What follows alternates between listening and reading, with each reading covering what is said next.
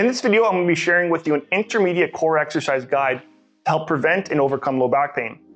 These 5 intermediate core exercises that I'm sharing with you today are what I use with my clients to help them get results and feeling better.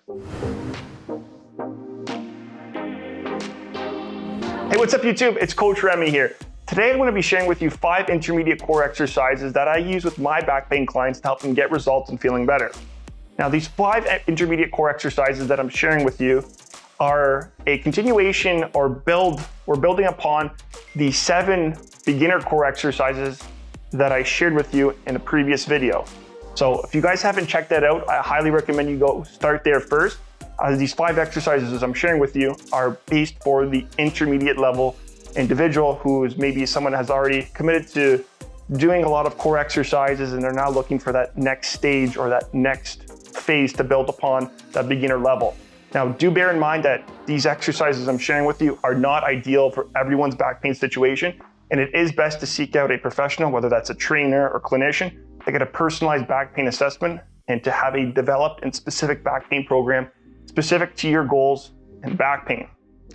Now, before we jump into our first exercise, I do have an exciting announcement, actually 2 announcements to share with you guys. The first is that I'm releasing my first digital product, which is an ebook called 30 Days of Low Back Pain. And that is a compilation of all my best content packaged into one ebook, which is gonna involve 30 of my best tips, and you're gonna have a text description, visuals, and videos to consult each tip. And there are a couple nice bonuses as well in there for anyone that purchases it. And it will be released on March 1st, but stay tuned for more information about the ebook, as in my next video, I'll be sharing with you guys more information about it. And secondly, if you haven't already heard or joined the Facebook group, The Back Pain Warriors, I highly recommend you do so. This is a new Facebook group that I created, and in that group, I'm gonna be interacting with a lot of you guys in a more detailed way. And for anyone out there that is looking for more inspiration, motivation, hearing from other people's back pain stories and journeys, be sure to go join that group, as you'll find a lot of helpful information if you're maybe someone that's struggling with low back pain right now. With that being said, those are the 2 announcements. Now let's jump into our first exercise, which is the McGill Deadbug. Now the McGill Deadbug, we're primarily addressing the anterior core, but we're incorporating a little bit of athleticism with this exercise. And we're building upon the regular or normal McGill crunch. So with this exercise, it involves an individual laying on their back. We're keeping one hand under the low back to prevent the low back from flattening out and maintaining normal lumbar curvature. From there, the individual is going to extend one arm overhead, and they're going to keep one knee bent. And so the opposite arm and leg will be extended, and the other knee will be bent to kind of spare the spine. From there, the chin will be tucked, and the individual will pre-brace their core. And then from there, they'll lift the opposite arm and leg up and focus on holding that for about 6 to 10 seconds. And then we can go for about 2 to 6 repetitions per side. And then to make this a little bit more challenging, as an individual slowly raises their arm and leg up, they can incorporate a little bit of a pulse or forceful exhale as they lift their arm and leg to increase the activation of the core and make the movement a little bit more athletic.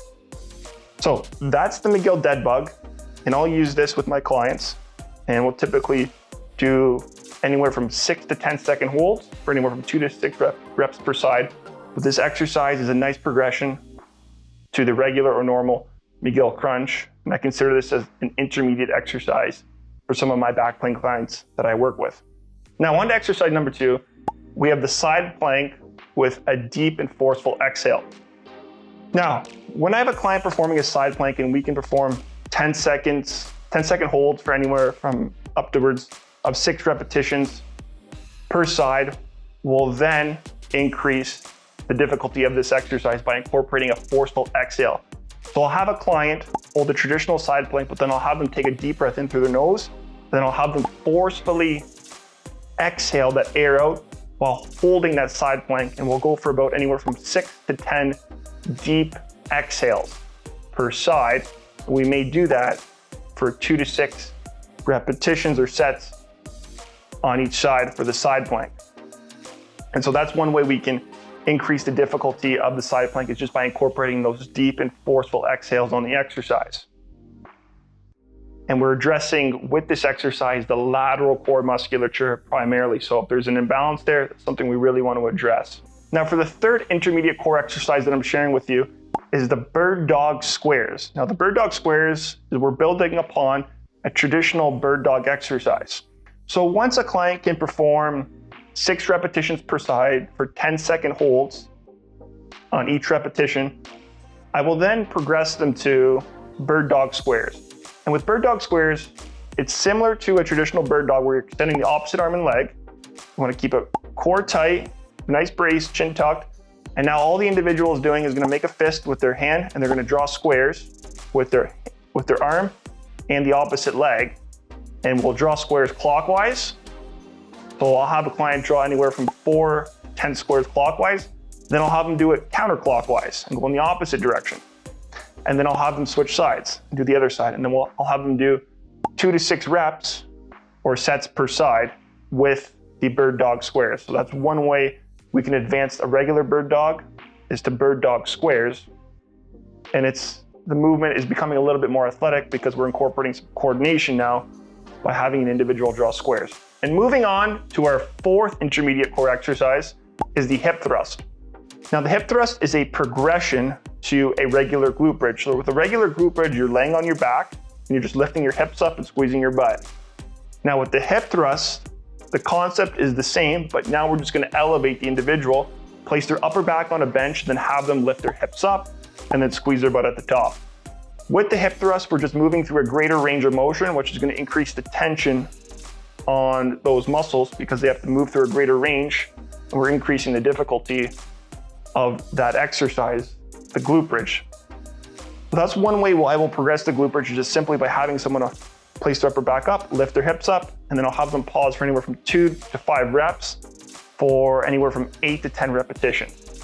So it's a nice way to increase the glute bridge, increase the difficulty without loading someone up with a bunch of weight, as we can just increase the range of motion.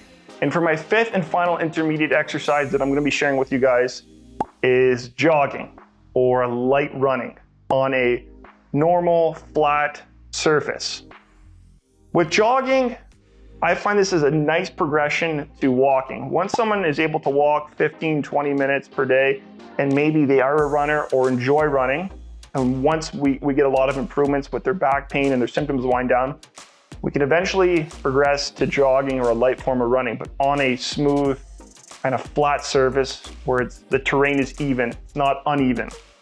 And with jogging or running, I'll have someone maybe perform a 10 to 20 minute jog at a light, comfortable pace.